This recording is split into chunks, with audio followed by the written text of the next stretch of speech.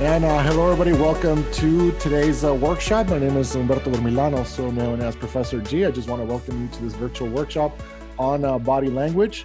It's a pleasure for me to facilitate this workshop to help you enhance your public speaking skills. As you know, there are workshops that are being developed on my end every month. We do once a month. We do a virtual workshop. So if you want to join, if you want to get the information for these, just visit speakingwithcourage.com, and I'll send the information for each of these workshops. So just want to thank you guys that are here already, and those, I know that there are other people that might be joining later on. So I want to just get started and be respectful of everybody's time. And I'm going to go ahead and get started with today's workshop, which is titled Effective Body Language Techniques. And it has to do with everything that has to do with body language, so that you are able to present with more confidence, so that you're able to deliver your message and deliver it in a very effective manner. And some of the things that we're going to talk about today are going to help you also gain confidence.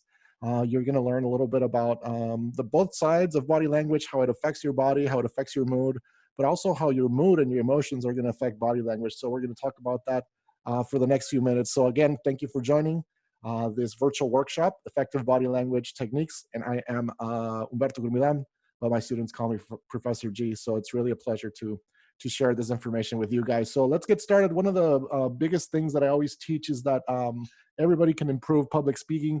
Public speaking skills is just like anything else. You can be also a bad dancer and get better with practice and with preparation. And that's the same for public speaking. Now, there are people that are extremely good at public speaking. Some of these people are very talented, but at the same time, there's a lot of people that have worked through it, for many, many years. If you were to see my first presentation in high school, you would laugh because I was so shy, I was so quiet, and I wasn't really, really good. It took a lot of time and a lot of preparation and a lot of events and a lot of chats for me to start getting comfortable in front of the audience, in front of the crowd, in front of people, and also in front of the camera. So all the great speakers were bad speakers at first. This is by Ralph Waldo Emerson. So just remember that, because I think it's a little bit of inspiration to make sure that you enhance your public speaking skills. Anybody can enhance public speaking skills. And if you're here, it's probably because you realize the importance of public speaking, and you realize the importance of being a good presenter, not only in front of the crowd, not only in front of an audience, but also on video or on a Zoom call, or just an interview at work, or a presentation at work. So it's really important, because this is what puts you ahead of everybody else in terms of advancing your career or advancing what you want to accomplish in your life. So let's talk about some of the things that we're going to talk about today, some topics to cover. I'm going to start with delivery and body language, just to understand what delivery is and your body language. We're going to start talking about that. Then we're going to move on to the importance of body language, why it's really important for you to understand how body language works. It's really important. Most of the time, people have issues with body language because they don't pay attention to it. They don't know the importance, and they think that it doesn't really matter if you stand up straight or if you make eye contact, and so on and so forth. So the importance of body language is going to be another topic that we're going to discuss in the next few minutes. And the third topic is going to be, I'm going to give you 6 major body language techniques, or 6 major body language exercises that you, right now, you can implement them right now, or you can implement them tomorrow. These are very easy. So if you have a notepad and have a pen, you can write these down. Some of these are very straightforward and also very easy to implement into your presentations. The thing is that if you don't know what these are, or you probably have heard of these, but if you don't know how important and how to do it, then it becomes a difficult situation, right? So 6 major body language techniques I'm going to share with you, and then we'll talk about some conclusions as to, kind of what we can draw from body language and from this information. So let's get right into it, delivery and body language. Let's talk about why or what these are. And the first thing that I want to share with you is a definition for body language. It's the process of communicating non-verbally through conscious and unconscious gestures and movements. And a really important part of body language right here is that it's conscious and unconscious. And for most of us, most of the time it's unconscious. It's unconscious movements. When we're in front of an audience, we're moving our hands. Some people twirl their hair.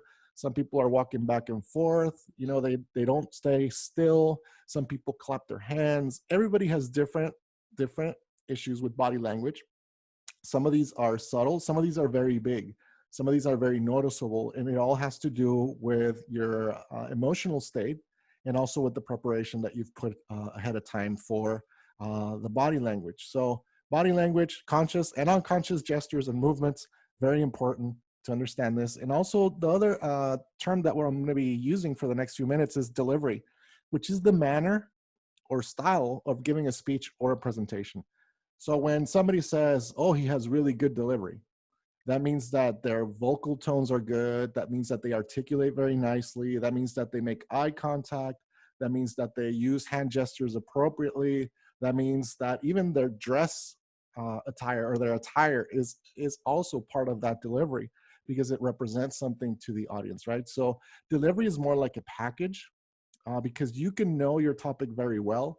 You can be very smart. You can be very well prepared in terms of the information. But if your delivery is not very good, that's what makes the presentation beautiful. It's what makes speakers stand out. It's what makes speakers be engaging. It's what makes speakers connect with the audience. Why certain speakers connect more with the audience than other speakers?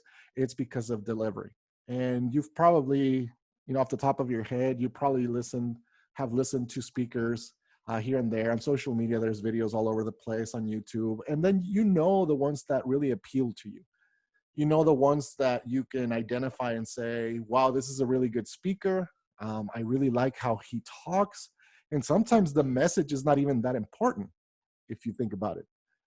Because the message, carries a lot of meaning, but also the emotional or the tone of how things are said, which is also nonverbal and part of delivery, is going to be something that influences the way you feel about the speaker. So it becomes a really important part as well of delivery. So one part of it is the verbal aspect of communication, which is the words and the meaning of these words. But also the second part of it is how words are said. And we'll talk about that in a second, how words are said, the tone, the volume, your hand gestures, everything that you do to deliver this information to the audience. So with this in mind, let's talk a little bit about nonverbal communication, because this is where you're going to start understanding a little bit of more of what I'm going to talk about. This is going to help you lay the foundation so that when we start talking about, body language and eye contact and these things, it's going to make a lot more sense. Nonverbal communication is based on your voice and body rather than the use of words, right? We talked about that a few seconds ago. Here's a little bit more of a definition for nonverbal communication. It's based on your voice and body rather than the use of words. If you think about it, and let me put it in the form of a question, and you can think of this at home or where you're at right now. Think of how big of a percentage, or how would you distribute the percentages in terms of nonverbal communication and verbal communication? So how much is verbal communication worth in terms of percent compared to nonverbal, which would be hand gestures, movement, eye contact, and all those things? So is it more important to have words or to have nonverbal communication? And that's just a rhetorical question. I'd like you to think about it, because every time that you present, you have to think about these two things that you're doing at the same time. Unfortunately, for most of us, what happens is that we focus too much on what we're saying because we don't prepare enough. And we forget about our nonverbal aspects of communication. So I'll always say it, and if you were here for the previous workshop, digital workshop, I emphasize the preparation for presentations. It's really important to prepare for these presentations, because that's going to give you a peace of mind when you're presenting. It's going to make you feel more comfortable. I'm not going to say it's always going to be 100% comfortable. You'll feel more comfortable than when you don't present. But then when you know the topic, when you know how to present the information that you've already gone over, then you can focus on other things like delivery. You can focus on other things like your presentation style, your voice, the tone, all these things, hand gestures and movement. So nonverbal communication is the complement to the words and to the meaning that you're sharing with the audience. So nonverbal communication, though, one of the things that's really important to understand is that nonverbal communication is directly connected to your feelings and to your emotions. So the way you feel inside is going to reflect in your body language. The way you're feeling, so that's why when you go into a presentation and you're feeling nervous, you're going to feel like you're not having really good nonverbal communication, right? You might be fidgeting a little bit more than normal. You might be walking a little bit more than you should. You might be, your legs might be shaking. It's really interesting how the brain and how emotions will manifest in our body. So that's why when you prepare, when you do a lot of work to make sure that you know what you're going to talk about and be ready for the presentation, you're more at ease in front of the audience. So nonverbal communication is directly connected to your feelings and emotions. And then a little bit later on, we're going to talk about how you can use nonverbal communication to shift these emotions. So if you're feeling nervous about a speech or a presentation at work or wherever you are, and you're feeling really nervous about an interview, if you do certain body techniques, body language techniques, or body language movements or poses, it'll help you change the chemistry of your body, and it'll help you feel a lot more confident. It'll help you feel better about the presentation, about the situation. So nonverbal communication is directly connected to your feelings and to your emotions. And let me give you an example. This is going to be just all images for you right here for this slide. And I want you to focus on the picture that's on your left, the young lady that's, with her chin up and her arms, right at her waist. Her chest is out, shoulders back. If you were to give this a name or were to say something about this pose, what would you think? And you can put it in the chat box. What do you think she's conveying in terms of emotions? What is she feeling inside when you see her pose, when you see her body language? It's just, a simple picture, but we can say a lot. We can tell a lot about what she's, feeling, right? So if you're thinking that she's feeling confident, that she's feeling very strong, exactly. Thank you, Marcella. It's confidence. She's exhibiting a lot of confidence. So the fact that she has her arms at her waist, her shoulders are back, her chin is up, she's looking into the sky, that communicates confidence. I'm going to shift over to the right side. I want you to focus on the gentleman that's standing at the top of the mountain. He's looking over a big, a big beautiful field, a big valley. He is exhibiting what? I'm just gonna say it. He's exhibiting victory, right? Maybe a little bit of confidence too. He's making himself big, a winner. He's making himself, a champion. He feels really good about what he accomplished. He feels really good about what he's seeing. He feels really confident. Feels really good about what he accomplished in terms of maybe hiking up that mountain, hiking to the top of that hill, whatever it is that he did, he feels really good. And this is a very common pose that is exhibited by people that win races, for example. If you see a race in the Olympics and you see one of these championships or gold medal winners, or anybody that wins a race for that matter, they'll raise their hands. It's called a V, arms in V. And they make themselves big because they just won it. They feel amazing. They feel happy. They feel fulfilled. They feel like they conquered their goal. And that's just another pose. One of the interesting things, and there's research that suggests this, one of the interesting things that happens is that people who are born without sight, and when they win or when they accomplish something like this, people that have no sight, they also raise their hands and make themselves big. So this is a reflection of the emotions. It's something that's in the genes. It's something that's genetic. It's something that's instinct. This is not something that's learned through experiences in life and visually. We have this. It's an outward expression of our emotions. You might not even have to say anything, but you exhibit that. And then the last image that I want to show you right now, if you look at the young lady that's sitting on the floor, obviously she's exhibiting fear, or she's exhibiting sadness or something like that, right? She doesn't feel good about where she's at. She doesn't feel good about her situation. Maybe she's probably sad. She went through something difficult, or something is going on in this young lady or this lady's life or emotions that she made herself small. So she's protecting herself. She curled up. She has her hand up against her head. She's tilting her head a little bit down. Her elbows tucked in. Her legs are, folded and protecting her abdomen. This is a very vulnerable position. She's in a very vulnerable situation, and that's the emotion that she's exhibiting. So she has to do this. And just think of maybe when people are, in the wilderness and they encounter a bear. One of the things they say is, if you get caught by a bear but surprised, you want to make yourself big and yell. right? You want to make yourself big and yell so that the bear thinks twice of attacking you. If you're attacked, then you cover yourself and go into the fetal position and then cover your body parts, cover your neck and stuff like that. So this is what she's doing, right? She's protecting herself. She feels hurt. She feels like she's gonna get hurt or something like that. So she's exhibiting nonverbal communication that reflects she's not in a very good situation. So what happens, and how does this apply to everyday presentations? Well, when you are nervous, when you're unsure and insecure about a presentation, your shoulders are going to go down a little bit. Your chin might go down a little bit. You're not going to smile as you would normally in a very confident, in a very confident, situation. You might, become a little bit smaller in terms of your body language. So hopefully you see how these emotions and how the feelings that you're having inside are going to affect the way you deliver information, the way you present information in front of an audience. And this directly impacts your effectiveness as a speaker, directly impacts the way you reach others. So it makes a huge difference in the way you communicate. So let me give you one more before I go into some of the tips that I'm going to share with you that you can start applying tomorrow in your presentations or at work or something like that. Let me give you just one really interesting study that I love. And it's not this is a study that's, talked about in communication, but this is Dr. Albert Mehrabian, and I think he's at UCLA.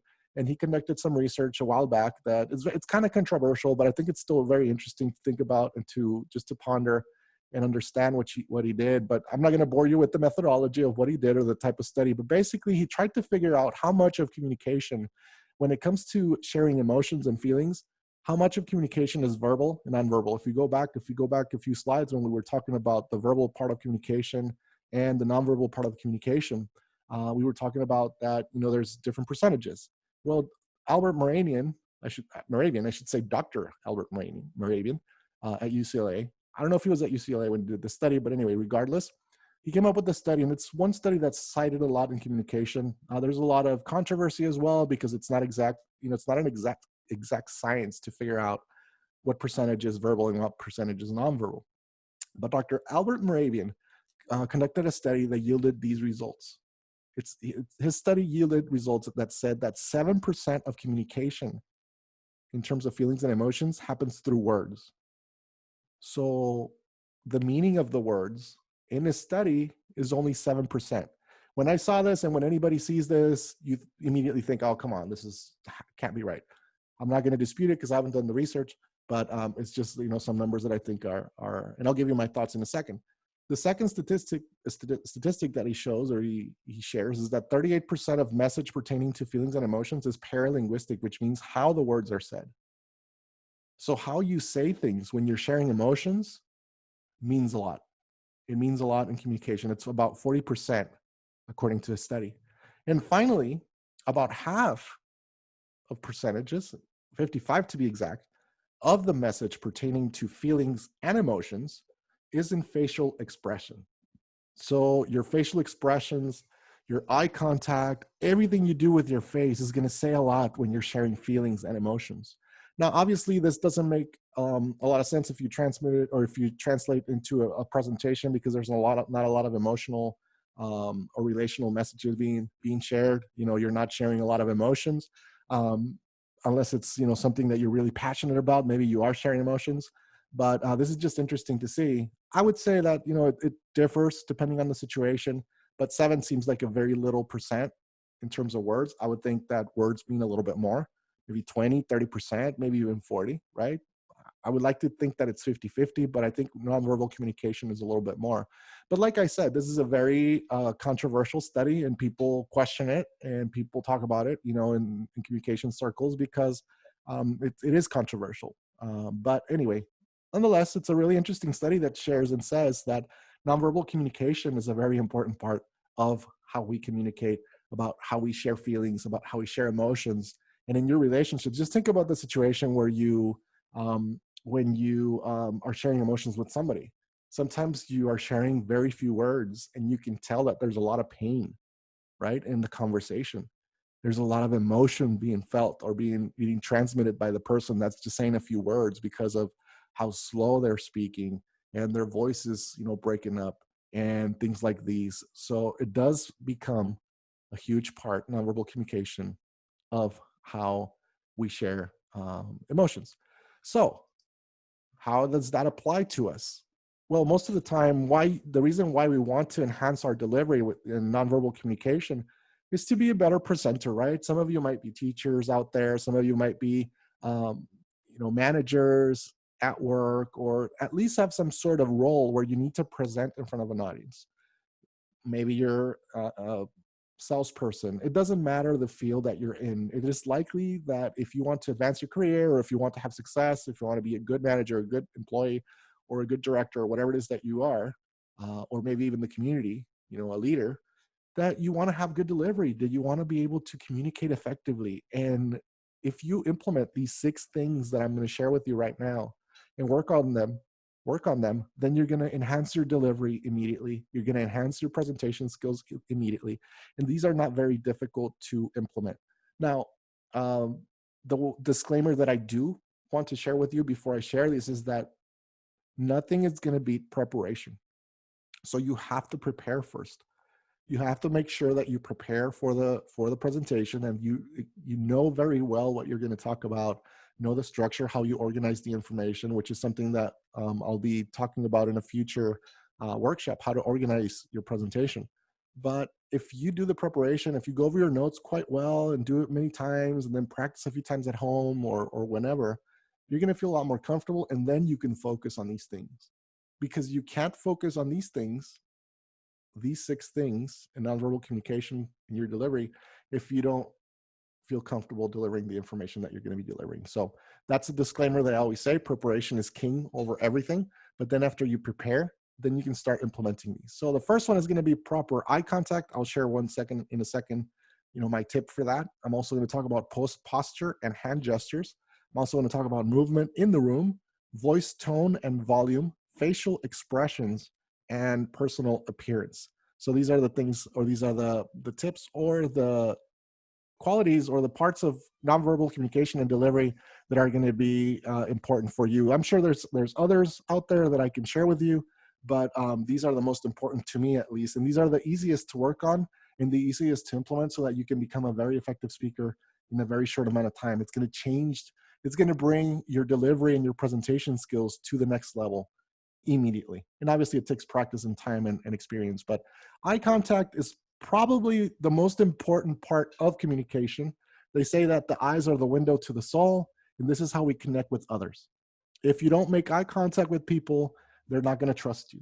If you don't make eye contact with individuals in the audience, they're not going to be engaged. They're going to, sometimes it's okay if there's a lot of people, it's not that big of a deal, but you need to make some sort of eye contact with your audience. And this is number one. This is number one, because if you don't do that, then people become disengaged. They'll start looking at their phones. They'll start gazing at the roof or whatever, and start going off, into space in their mind. So one of the things that I recommend is when you make eye contact, and the thing is that with eye contact, and I'm sure some of you feel uncomfortable making eye contact with strangers, and this is normal. There are many reasons that I could get into of why we hate eye contact. One of them is just because we make intimate connections with people, and I'm not saying sexual, I'm saying intimate connections with others, when we look at them in the eye for an extended period of time. So one way that you can combat this weird feeling of looking at somebody in the eye is just looking at them in the eye, one sentence at a time. And this is something that advanced speakers do, but it's very easy to use. And the reason why I say, spend just a little bit of time talking to somebody and then switch to another person is so that you don't feel uncomfortable making eye contact for a long time. Eye contact can be very uncomfortable depending on the situation. Just think of the elevator situation when you're going from one floor to another. Try to make eye contact with people in the elevator. It's going to be weird. It's going to be very uncomfortable. It's just the situation doesn't lend itself. It's not the right situation for eye contact, right? If you do, they're going to think you're a weirdo, and that's normal. But in his presentation, in his speech, eye contact is needed, so you can make short contact with people with your eyes, maybe one sentence at a time, and then jump to the next person if you can. You want to circle through a few selected people in the room, and I have numbers in this image so that you can kind of imagine what I'm talking about. you want to start on the left side and focus your eye contact on that side. Maybe engage somebody with eye contact on the left side, then circle to the back of the room or to the top, depending on what type of room it is. Typically, most of us are going to be in flat rooms or maybe a little bit angled seating, but typically you can focus in the back, right, with somebody in the back that's very far back, and then just make eye contact with them, and then circle to somebody on the right side, make a little bit of eye contact with them, and then come down to the front and make very brief eye contact with somebody, and then you can go back to 1, 2, 3, 4. Some people do many more numbers in the audience, and it's just a matter of preference or of experience.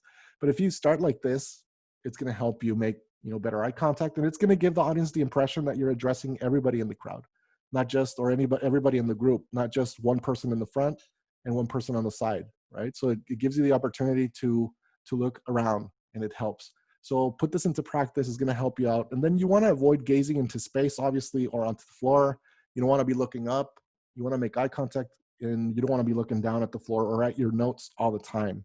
Some people have their outlines, some people have their note cards, or some people have the PowerPoint, and they'll even turn their back against the crowd or against the audience, and they'll be looking at the PowerPoints and PowerPoint slides, and I should say visuals and slides. They'll be looking directly, and then they forget about the audience and making eye contact with the audience, and that's not very good delivery. It changes things. You become disengaged. I remember I used to hate professors. I used to hate teachers that would lecture sitting on their desk and looking at the screen or looking at the blackboard or the whiteboard.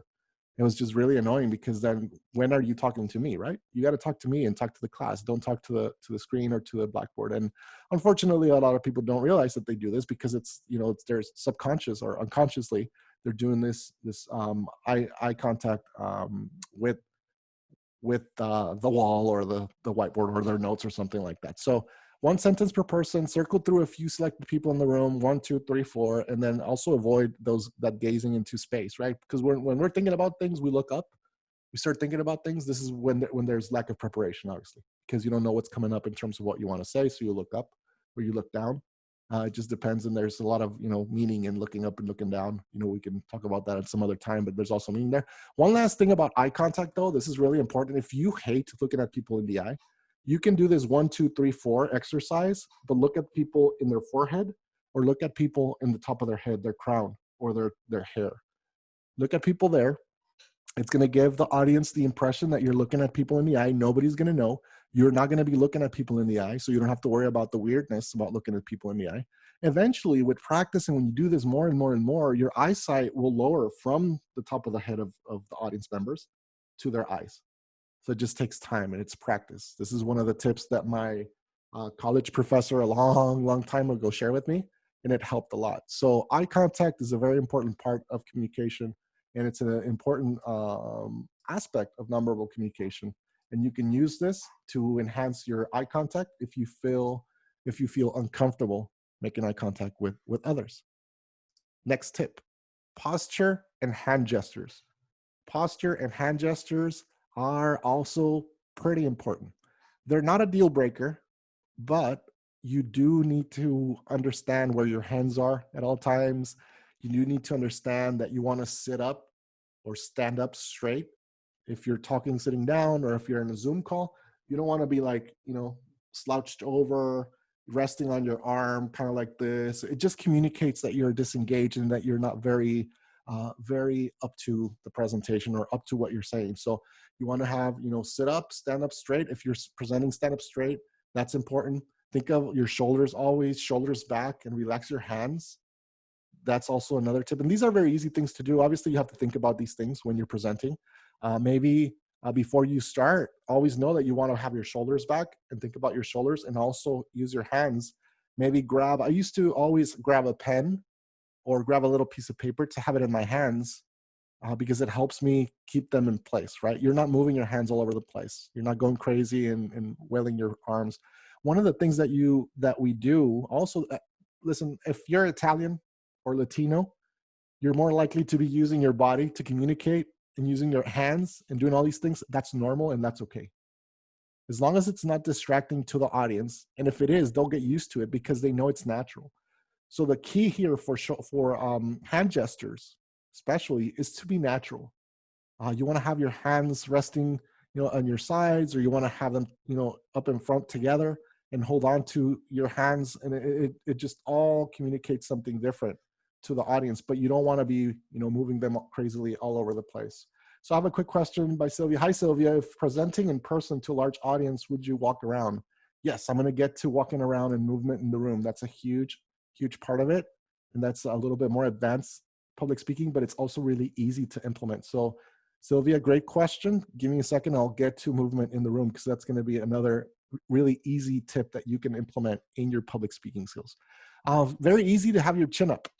Chin up. You know how they say chin up, feel good? Chin up, right? You don't want to be down. This communicates, chin down communicates you're uncomfortable, you're protective, you're losing confidence. Remember that picture of the young lady? Chin up. It's good. Feet 6 inches apart, around, wait, 6 inches might be a lot. Maybe 3 inches apart or 5 inches apart. Maybe 6 is fine. You want to have a sound like a solid stance, right? You don't want to have your feet really close together or really far apart, because that's going to communicate. Well, if you have your feet really close together, that could cause some sort of balance problem for you, right? You don't have a large, a large base to, support yourself. So you can definitely have your feet, together, but it just looks better to have them a little bit apart, and then don't have them too apart, because then that communicates something different, and people, might, notice that. And then it's a lot harder to move if your compass, if your feet are way, way apart. Now, in my case, because I use a wheelchair, I don't have to worry about all those things. But whenever I present, I need to worry about my shoulders back, my chin up, and then, other things like smile. I'll talk about that. But feet 6 inches apart, and both feet maybe, pointing, one feet pointing maybe 11 o'clock and another one pointing at 1 o'clock. That gives you a solid stance. It makes you feel comfortable. If you feel comfortable standing in a different manner, then by all means, go ahead and do that. The thing is that you have to be comfortable with your feet. That's really important. So you don't have to think about that.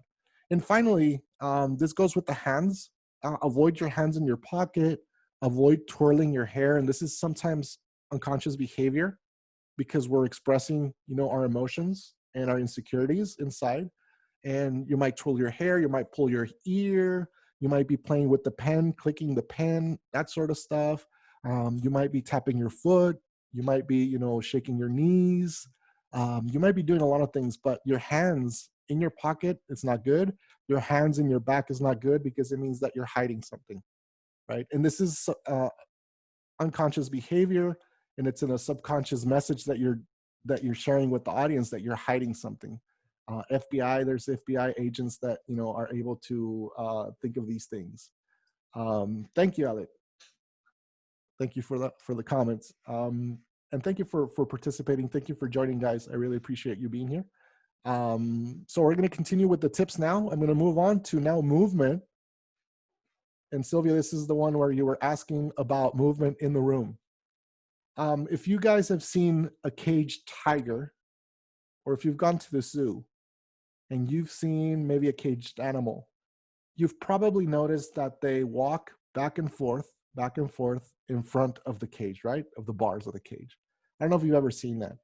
I've seen it before, and it's common. This is obviously a manifestation of the animal's inner emotions and psyche, and animals do have psychology as well. Their psychology, animal psychology and stuff like that, I guess. But they're feeling anxious, right? They're feeling some sort of anxiety for being caged, and they're walking back and forth, back and forth, back and forth. I don't know if you've ever seen the back and forth or caged tiger presenter, where they're walking from one side to the other, back and forth, and it almost, some people are stomping their feet when they're walking, like they're almost angry, and they're, stomping, and then they're looking down. They're not even making eye contact at the audience, so they're walking down and stomping back and forth, back and forth. I call that the caged animal behavior, and it's obviously a lack of understanding of nonverbal communication, but mostly it's an expression or a manifestation of the emotions that person is feeling inside. So my recommendation for you, if you don't want to worry about moving in the room, my recommendation is to stand in one spot and deliver your whole presentation there. Obviously, move your hands, move your body. It's okay to move 1 or 2 steps to the sides and that sort of stuff. It's okay. But if you want to feel comfortable and not have to worry about moving in the whole room, then stay still in the same spot, just be comfortable there. That's perfectly acceptable. If you want to take your presentation style or your presentation and your delivery to the next level, to where it seems very professional, to where it seems like you've worked on this, like you're very comfortable in front of the room and you're owning the whole stage by moving to one side or the other, there's what they call the 3-point walk in a stage. So let me give you an example. And like I said, I'll have a workshop about organizing your presentations and how to structure them so that you have sound structure, and it becomes easier for the audience to understand the information, and also easier for you to present it. Structure is very important in the presentation, but you can use that structure. So let's say that you have 3 things to talk about. Let's say that my speech is about fruit because I love fruit and I'm excited about fruit all the time, and I want you guys to share that excitement for fruit. So I'm here to present about fruit. And obviously, don't mind the tiger in the picture. If I'm going to talk about apples, oranges, and bananas, that gives me 3 opportunities to move in the presentation. Typically, the 3-point walk is going to start in the middle of the stage or the middle of the room. And that's where you introduce yourself. That's where you do your introduction and so on and so forth. When it's time to talk about apples, then you calmly walk to the right side of the room and then stop. Once you're at the right side of the room, you're going to talk about apples, how apples are great, how they're red, they're also green, there's some yellow ones, they're all delicious, and you can make pie with them. Once you're done talking about apples and pie and everything great about apples, and you're ready to talk about oranges, then you transition and walk across the room to the opposite side of the room and stop on the left side of the room and start talking about oranges, right? Then you start talking about citrus and oranges and their color and the types of oranges and et cetera, and how you love them and orange juice and so on and so forth. Once you're done talking about oranges on the left side and it's time to talk about bananas, then you walk to the middle back of the room where you started and deliver the banana information. You talk about bananas, that would be your 3rd point. Talk about bananas, bananas, bananas. And then when it's time to conclude your presentation, you would take a few steps to the front and do your conclusion in the front of the stage or the room. You're closer to the audience, you're wrapping it up, you're engaging everybody at that point. So what this does, it helps you with your structure to know what you're talking about in each area of the room. So you'll know that on the right side, you need to talk about apples, on the left side, you need to talk about oranges, the middle back bananas, and then in the way at the front, you need to talk about conclusions. And it does look like the TED Talk style, but if you notice, thank you, Sylvia, for the comment. If you notice, there's a lot of TED Talks that don't use the style. So it's not something that there's a rule that you need to do this, but this is a very effective way of using movement in the room or in front of the stage or in front of a classroom to help you engage the audience on the right side, to help you engage the audience on the left side, and to help you engage everybody in the middle. But at the same time, it gives structure to your speech, structure to your presentation. It also helps you with markers so that you know how much time you need to spend on each side and to know what you need to talk about on each side. And all of this can be practiced, right? You don't need a big space to practice this because you can you practice your presentation in your living room and just walk 2-3 steps to the right to talk about the first point, 2, 6, 7 steps to the left to talk about the next item. And then you come back to the middle and talk about the 3rd thing, and then move forward to conclude so that you engage the audience. So this is what they call the 3-point walk, and it's very difficult to illustrate unless obviously we're here in a virtual classroom, or a virtual room, so it's difficult to present. I would have to move everything behind me, but if you're imagining it, it does make sense, right? It makes sense to move around. It's going to give you a very polished look as a presenter. It's going to make you just polished. It's going to make you look very prepared. It's also going to make you look really calm because you're moving calmly from one point to another. And what you would normally do is between one spot and another spot, you would make you would do a transition. You would speak. So now that we know what apples are and how good apples are, let me tell you about oranges. And this, you're walking to the other side. So it's almost like a nonverbal representation of your speech and of what you're saying. So this is another one. And hopefully, let me know if you have any questions about this, if it's making sense. Hopefully it is. Again, you start in the middle of the room to introduce yourself and your speech. You go to the right side for the first main point, to the left side for the second main point, to the back in the middle to the third point, and then to conclude, you go forward. So it's almost like a triangle. And obviously this works with speeches that are 3 points. Typically I teach to organize your speech with 3 points because this is way easier and people understand speeches with 3 points a lot better than 7 or 10 or 12. It's just a lot more difficult for people to kind of, stay on track. And we learn in threes, 1, 2, 3. And I've talked about it in the previous workshop. It's very, very interesting how the mind works. Usually it's 3 or 5 that people use, but that's a whole different conversation. So movement in the room, very important. The first tip that I can give you is stand still in the middle. You're going to do very well. Initially, when I started, I would just park my wheelchair in front of the audience in the middle. I would get a little bit close, not too close to the first rows, but I would just be there because there I can see everybody, left side, right side, the middle, right? Eventually I started moving to the right side, moving to the left side, but that comes with practice. And that's something that you have to think about. You have to practice. But like I said before, I started with the tips, is that you have to always understand that practice and preparation is going to help you be able to focus on these things. So moving on to the next tip is voice and tone. You want to make sure to speak from your stomach. This is something that's difficult for some of us, usually because you're nervous or because you're a little bit too excited. We start talking from our nose or from our throat, and then our voices starts going a little bit high pitch, and then we're like this, and then we're out of breath and our throat starts hurting, right? Our vocal cords start hurting because we're speaking high and that's not our normal tone. So you want to take a deep breath and you want to, make pauses so that you can speak from your stomach. Listen to my voice, how it's coming from my stomach. If I don't breathe and I stop breathing and I keep talking, my voice is going to start sounding a lot more nasal. And then it's going to start going high pitch because I'm forcing my throat to force air, through my throat out and to make the sound, right? To be able to produce sound. When you take a deep breath, and it's perfectly fine in a presentation to stop. That's why periods and commas exist in writing, to pause. You take a deep breath, Ale, and then you make sure you fill your lungs with air, and then just let it out gradually, so that the voice comes out, and so that your real tone of voice comes out. This is the tone of voice that you use in a conversation when you're relaxed, when you're comfortable speaking.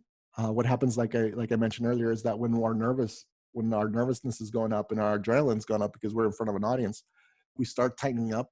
We tighten up our diaphragm, we tighten up our stomach, we tighten up our throat, and we're more nasally and more high pitch. Most of you will not have this issue, but you want to speak from the bottom of your stomach, from the pit of your stomach, by taking deep breaths and then letting it out gradually. It's going to help you. And this is some more advanced public speaking. These are more advanced public speaking techniques, and I can focus on that maybe eventually. But it's just another thing that you can work on. You want to make sure that your voice is filling the room. You don't want to yell, but you want to fill the room. If it's a room of 40 people, you want to make sure that your voice is reaching those in the back. You're okay to ask for a mic if you don't think you can keep that tone or that volume up. It's okay to ask for a mic, and usually this would be part of preparation. You would ask the organization or your boss or anybody, if you're going to present, in front of an audience, big audience, how many people is it? Is it a big hall, right? I need a mic, and it's okay to ask for a mic. There's no shame in asking for a mic. Actually, it's great. It shows that you're prepared, and it shows that you know that you need to prepare for that. So definitely modulation is one thing that's really difficult, especially when you can't hear yourself. I don't know if you guys remember the Ben Stein character. That's very monotone, that he said, the Clear Eye guys, right? The guy from the eye drops in the commercials. His voice is very monotone, and it's all like this, and it's just, yeah, Bueller. It's very monotone, and it puts you to sleep. I've had so many professors like that. You don't want to be that professor. You don't want to be that presenter. And sometimes the thing is that this type of stuff happens to even the best of people in big positions.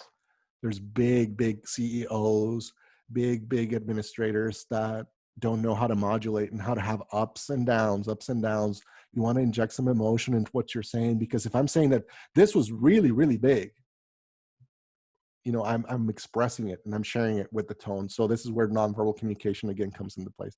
Don't worry too much about modulation. This comes with practice. One of the things that I would say is if you want to present, if you want to practice on your own at home, record yourself. I know it's weird to record yourself, but if you can listen to your voice, listen to your tone, and listen to or even watch or see your video, it's going to help you identify these things and eventually work on these. The final is speak with conviction. This is something that it's not recommend. It's not. I have never seen it recommended by anybody else, but this is my thing. This I love. This is why I call my course. I call my presentations or my courses and my lessons "Speaking with Courage." You want to speak with courage, and when you speak with courage, you speak with conviction. Speak like you mean it. Speak like you really want to be there. I know sometimes it's difficult because you're nervous. Maybe you're giving a eulogy. That's a very difficult situation, but when you're there, take control of the moment and go for it and do it with all of your heart. Even if you're teaching math to sixth graders, even if you're teaching, algebra to, college level students, or if you're, sharing with community members your plans or the plans of your organization, whatever it is, you want to speak with courage and you want to speak with conviction. That's what's going to make a bigger difference than anything else that we're talking about here. Speak with conviction, have the courage to go for it, and it's going to make your presentation way, way, way better than what it should otherwise. So a couple more tips, and then I'm going to wrap this up because I'm getting there. I want to be respectful of everybody's time. The last one is facial expressions, and actually there's two more. Facial expressions, smile.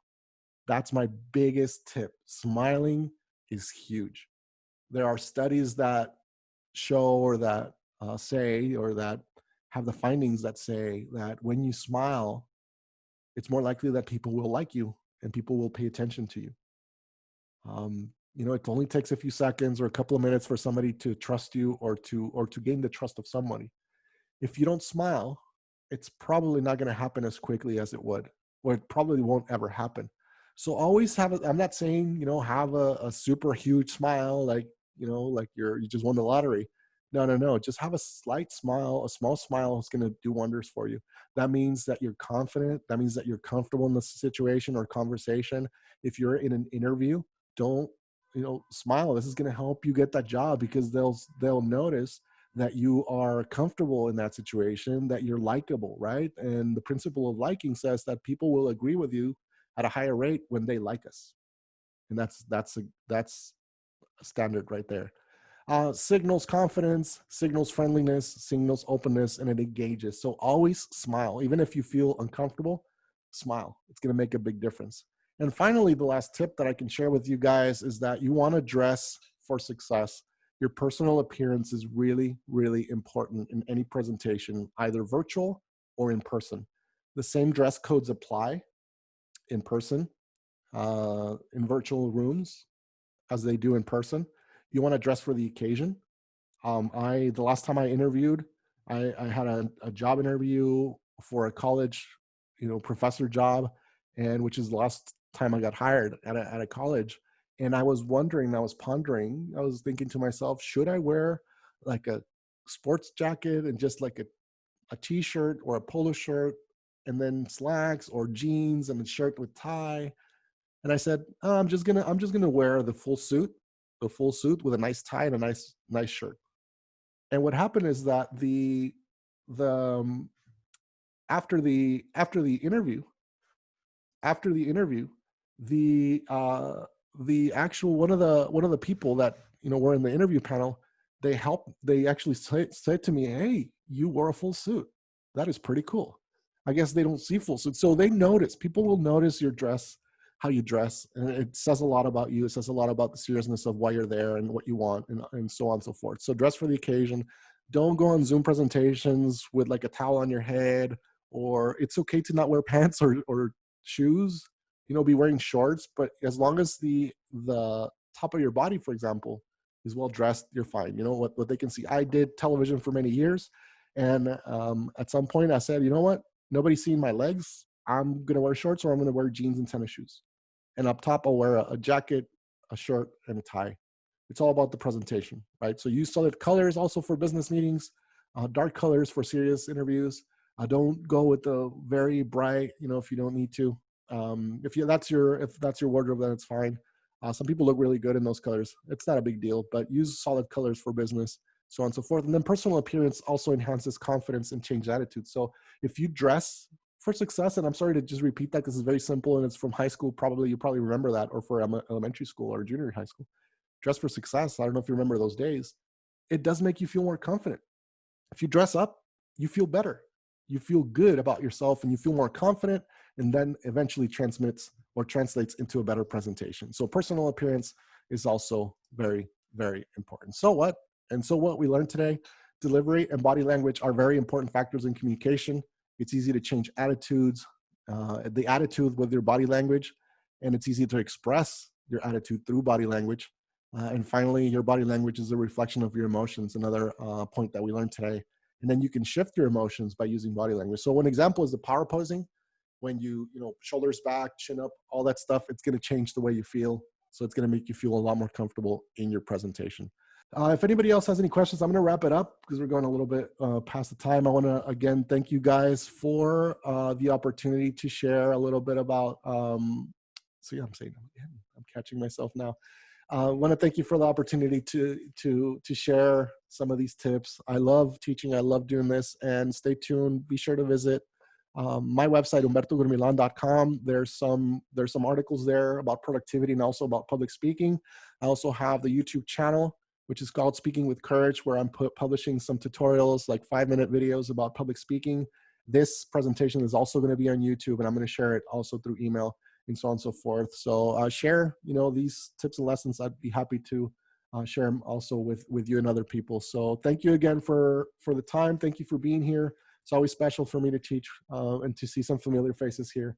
So have a wonderful evening. Stay in touch. Let me know what you liked about this workshop, or let me know if you have any topics that we would like to talk about eventually in the next one by sending me an email and give me your suggestions. I would be happy to present and to deliver one of these workshops for you on one of these topics. So have a good night, guys.